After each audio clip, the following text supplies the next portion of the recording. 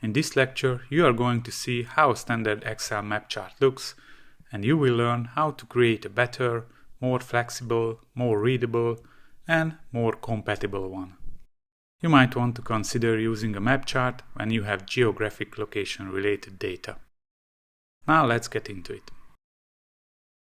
You can download this map chart Excel file from resources, but you don't necessarily have to. First, let's see the standard map chart. You don't need to follow along now, just watch for a few minutes. Here you can see the list of states in the United States. Let's say we have revenue data from each state. I'll tell you in a minute why I highlighted these fields. Let's see what Excel can do with this table. First, I click inside the table somewhere, so Excel can recognize the data structure. Then I go to Insert, click on Maps, and click on this one. Excel creates a heat map from our table. Let me drag and drop it here. I replace the title quickly by double-clicking on it. Let me take this chart bigger by dragging and dropping its corner node. If you rarely see a chart like this, it may seem impressive.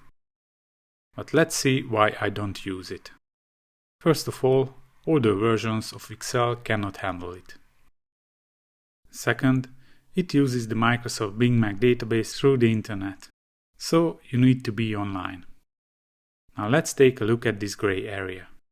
Excel says no data for Colorado, or for Arkansas. We do have data for these two states too. So the next issue with this map chart is that it can have difficulties to recognize some locations. In this case, we can add some extra hint to Bing, like typing in US before the state name. Now it shows data for Arkansas. Now let's try this for Colorado. In this case, it doesn't work. Let me delete the state name. Now it's working. You get the point.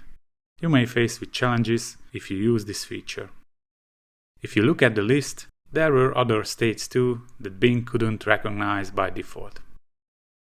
And here comes the main issue, the main reason why I don't use this standard map chart. Tell me, which state performed the best in terms of revenue? I have no idea. Now let me show you a great feature of Excel, an example for conditional formatting. I select column B by clicking on it here. We are on the Home ribbon, and I click on this conditional formatting drop-down. I choose Top Bottom Rules, Top 10 items. As you can see, Excel has already highlighted the top 10 revenue, which is great. I need only the top one, so I replace this number with 1. Here you can choose from several different formatting options. You can even customize it, but the default setting is just fine. I click OK.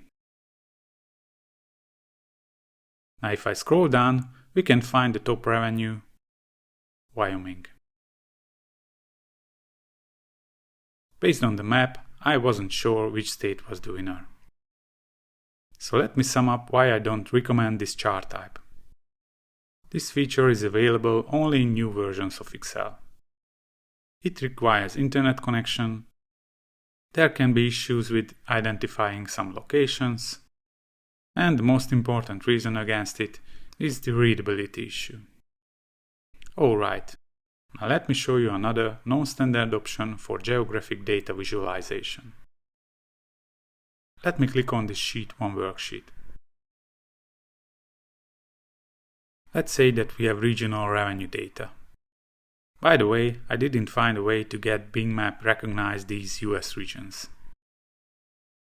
Anyway, let me add the revenue column. I'm going to use the rand between Excel function to generate random revenue data. This will help the testing of the chart. So after the equal sign, I type in the function name, left parenthesis, let's set the minimum revenue to 100k, I hit comma to separate the second parameter, and let's set the max revenue to 500k. Closing parenthesis, and hit enter. And we got a random value. Good. Now I click on the cell and double click on its bottom right corner. Excel automatically puts this formula into the cells below. It recognizes where our table ends. With our revenue cell selected, I click on the Format drop-down and choose Currency. The column is too narrow, that's why you see these hash marks.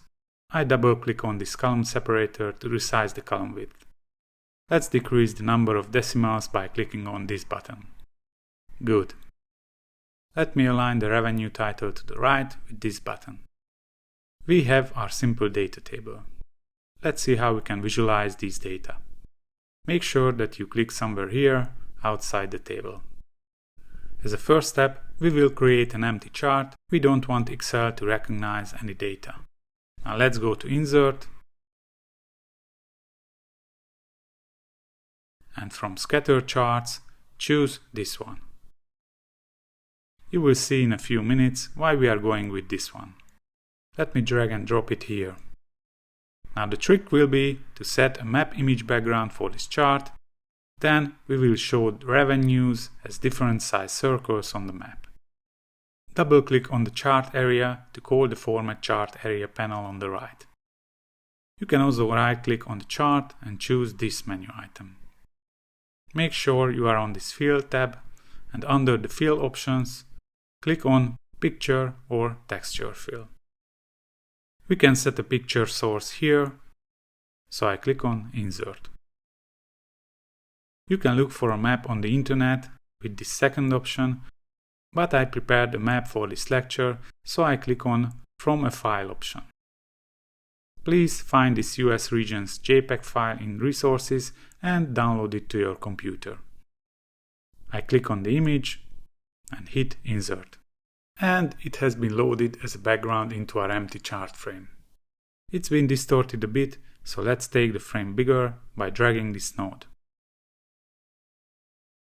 Something like this. I intentionally set gray tones for the regions. I want the revenue data to stand out, so let's take this map paler by increasing its transparency. I drag this slider to, let's say, 50%. Now we can hide the grid of this worksheet. I go to View. Actually, we need the cell to be selected. So now I can uncheck Grid Lines. OK. Now how can we show our data on this map? Let's right-click on the chart and choose Select Data.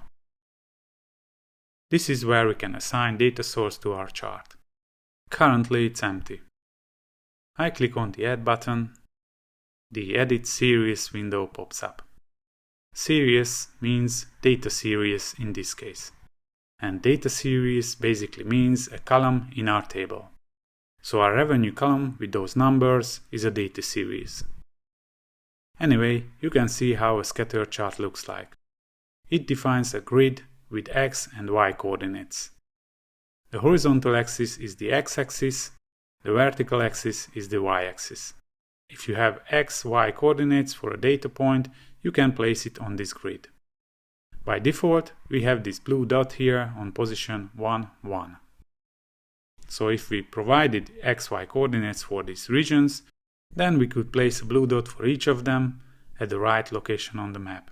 Let's find out these coordinates. I hit Cancel and cancel for now. Let's add 2 extra columns, X and Y here. Let me fill these cells with 1s. I type in 1 in cell C2. I hit Ctrl Enter to finish the data entry and stay on this cell. I double click on this corner node for autofill. I click on cell C2 again, drag the corner node to the right, click on this cell D2, and double click on this corner node.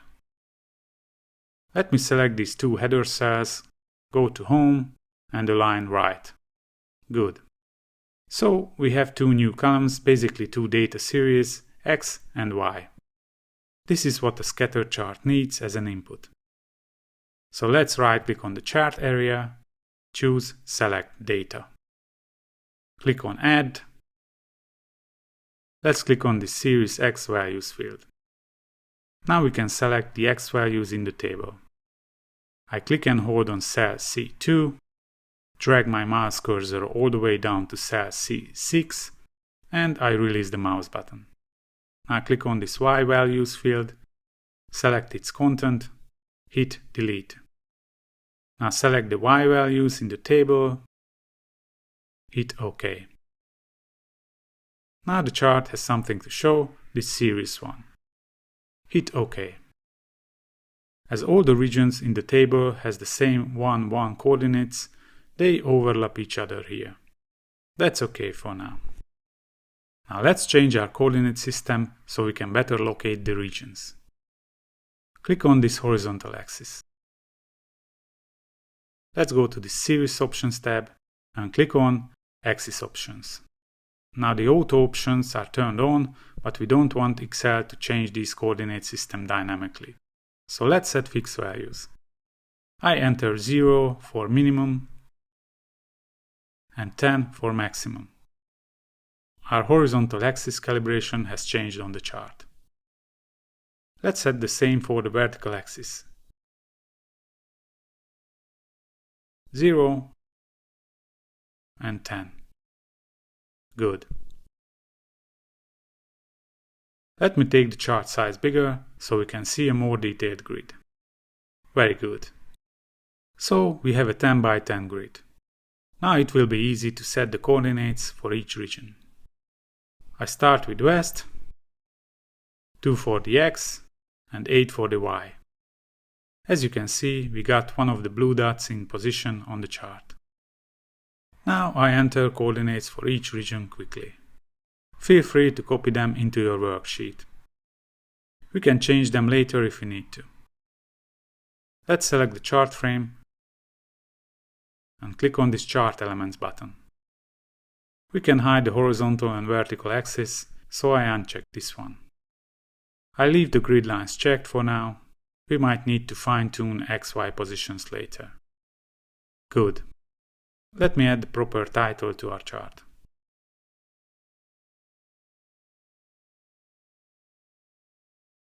Now the next step is to assign the revenue data series to our chart. Actually, we need another form of scatter chart that accepts a third parameter. That will be the revenue.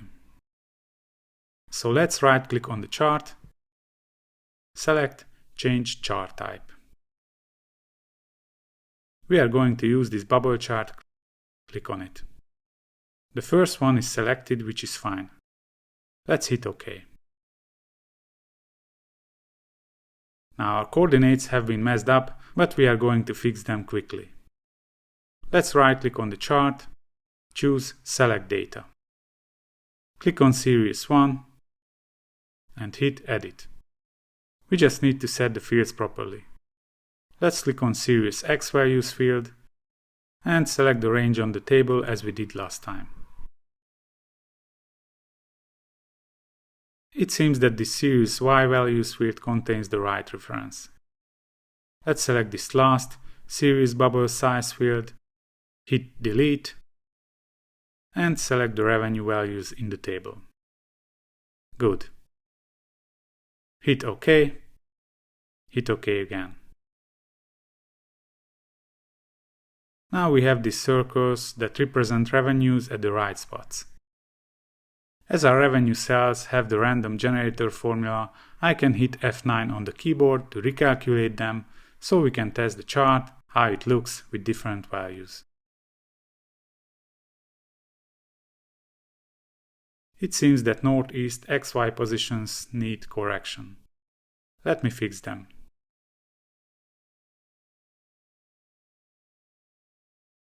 Good. And I changed southwest a little. At this point, I think we can turn off the grid lines.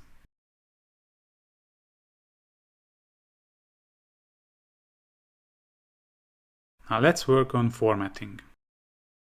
Click on one of the blue circles to select them.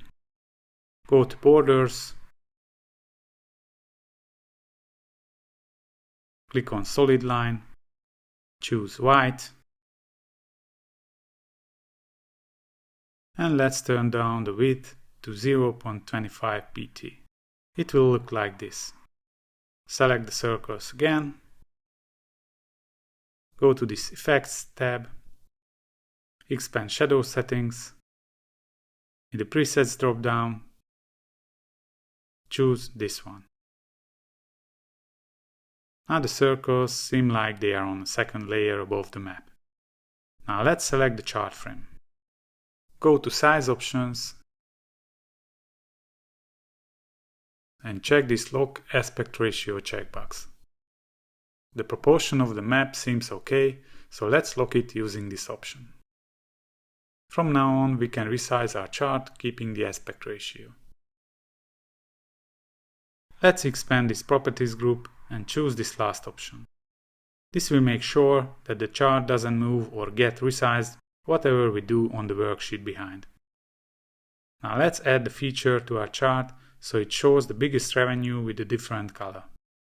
To achieve this, we need an extra column in our table, a so-called Ghost series. In Ghost series, we derive data from our existing ones in a way that we can use to display extra information on our chart. We are going to show the max revenue in this column. So let's add the column title. We are going to use a simple formula here. As usual, let's start it with an equal sign. We are going to use the if function. Its first parameter is a logical test, which will look like this. If this cell B2 value is equal to, now let's use the max function and select this range, closing parentheses and comma. So if the value in this row in the revenue column is equal to the max value of this range, then return this value from the revenue column because it's the maximum one. I hit comma and return an empty string or text otherwise. I type in 2 double quotation marks, which will result in an empty cell. Closing parentheses and hit enter. Now I select cell E2 and double click on this corner node to send this formula down to the bottom. Now something is not right. Let's check the formula in the other cells. As you can see, this range inside the max function is changing. This is because we use relative cell references in the function argument. If you copy a formula with relative cell references into other cells, Excel will change them according to the new position. In case of the left side of the logical condition, this is good. In this row, we want to compare cell B3 with the max revenue, but in case of the range inside the max function, it should be fixed or locked. We need an absolute cell reference here. So let's click on cell E2, select this range B2 to B6, and hit F4 on the keyboard to change it to absolute reference. These dollar signs represent it. Now if we copy the formula downwards again, I'm using a different method this time, dragging the corner node down like this, then our formula will do what we intended. I hit F9 to recalculate revenue fields, and the max ref column is showing the expected result. Let me use the Format Painter to format the max ref column. I click on this cell, I click on the Format Painter button, and I select the cells in the max ref column. Let me take its size wider and align the title to right. Alright, so we have a ghost data series that shows value only for the top region. Now let's see how we can use this on the chart. Let's right-click on the chart area, somewhere here, and choose Select Data. Now it's time to give a meaningful name to this Series 1 because we will have a second one. Let's select it and click on Edit. As the cursor is blinking in the empty Series Name field, let's click on cell B1. Hit OK. Now we know which data series this one is. Now let's click on Add to add our maxref ghost data series to the chart. This cell E1 will be the name. Click on the X values field and select X values from the table. Delete this default value here and select Y values from the table.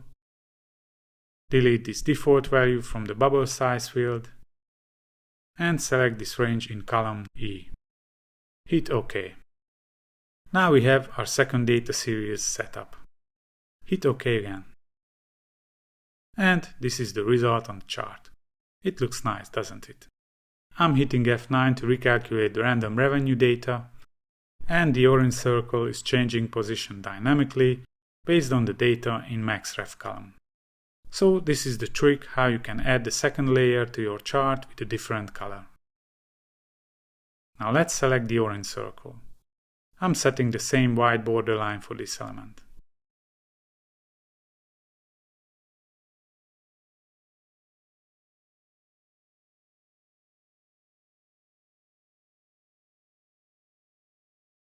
Good.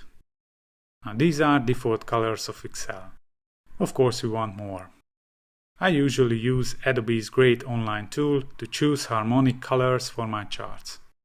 You can see the website address here, but I put the link in resources as well.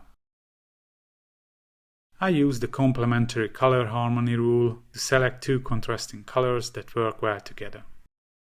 You can drag these nodes to change the hue, saturation, and brightness of your colors.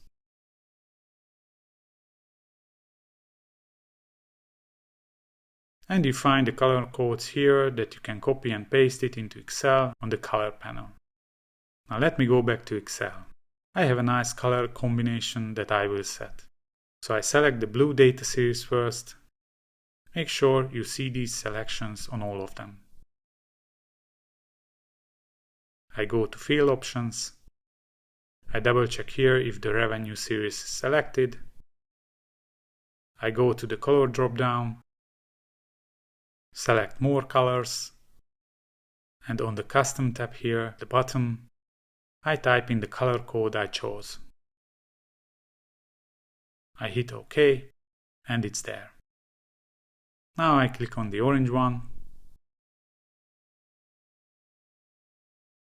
I double check if the whole maxref series is selected. I go to More Colors again, and I type in my other color code. Hit OK. It looks like this.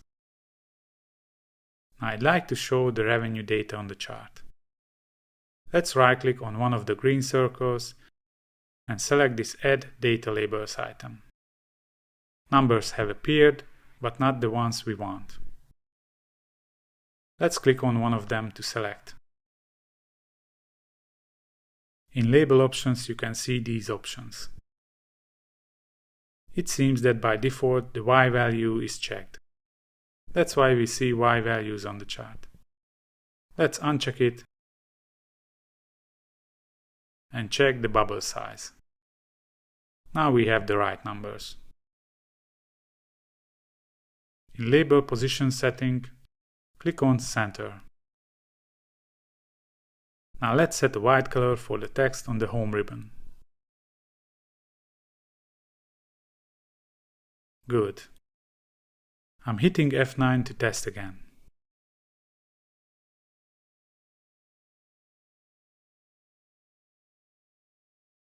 You see this northeast circle? The value doesn't fit. Now I don't want to take the text size smaller. I'd rather like to take the circle bigger. Let's select it. Go to Series Options. And let's increase the Scale Bubble Size value.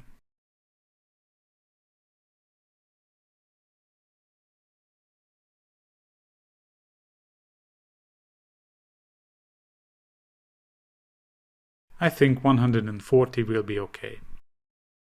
You can also have an option here you can experiment with, but I stick to the first one. Now I select one of the number labels on the chart and make them bold. It's getting more readable, I think. I'd also like to take this top value text bigger. So I click on it. Don't forget that we have two data series that are overlapping each other as for the labels.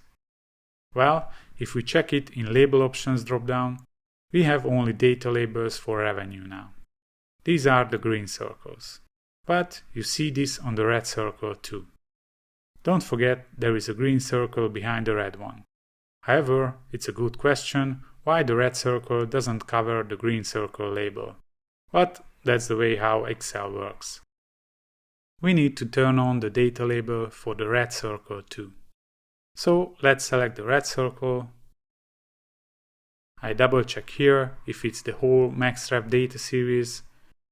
Right click on the red circle and choose Add Data Labels. Now let's select the second label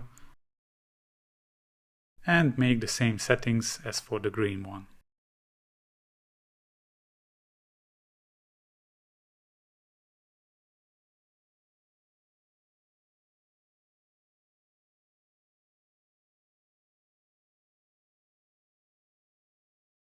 As an extra step, I increase the font size here to 14. Now as you can see, the second label overlaps the first one. We need to set a background fill for the second one to hide the smaller label. So I go to Fill Options, click on Solid Fill, and from the color drop-down here in Recent Colors, I click on the red one. Good. I hit F9 to test again.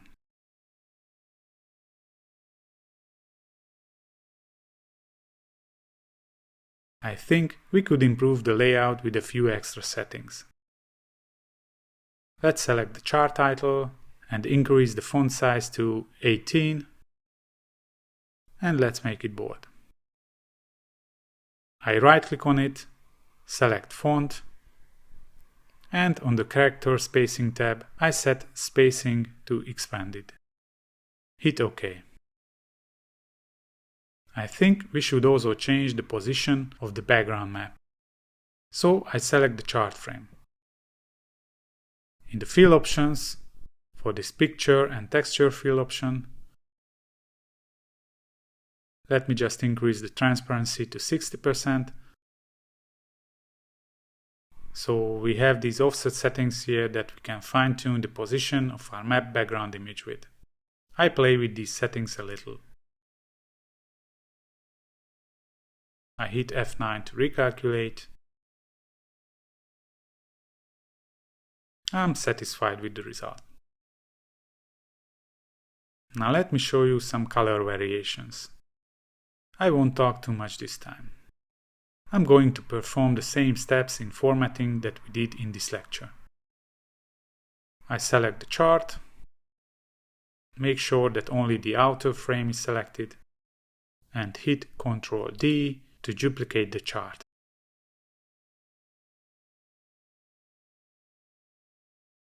Right click on it and choose Cut. Now I create a new worksheet by clicking on this plus button, and I hit Ctrl V to paste the chart. I turn off grid lines visibility.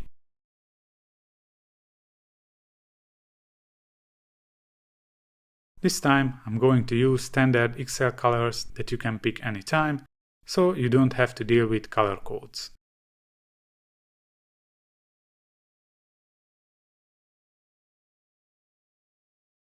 Actually, using this fill option with right click on a chart element is the quickest option.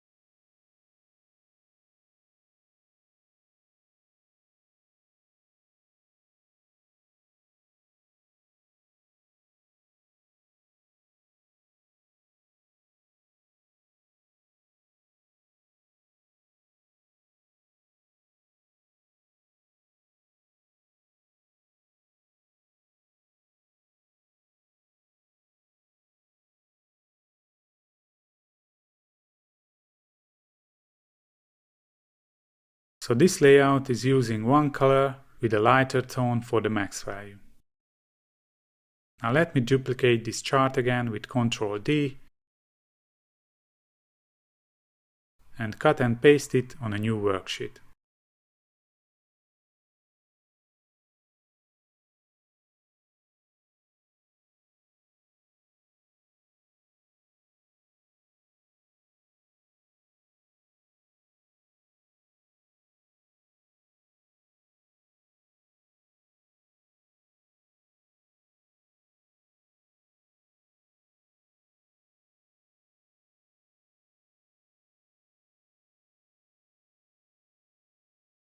Now I will set a dark gray tone for the circles. It's a good practice to check this Series Options drop-down to see what element you've selected on the chart until you feel more confidence in navigation.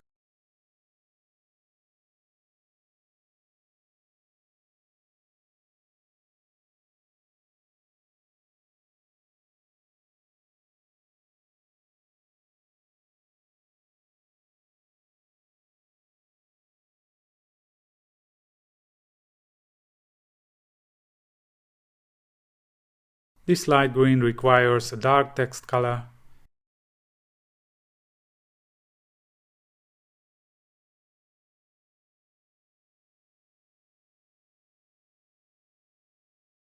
and a little bit darker borderline on the circle.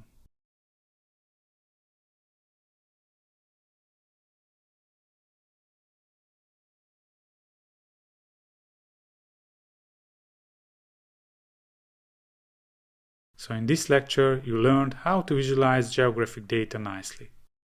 From design principles point of view, this one is better than the standard Excel heat map because the viewer gets an extra information, the size of the circle, to recognize differences. People can recognize size differences quicker and more accurately than tone differences with the same color. I hope you found this lecture useful. See you in the next video.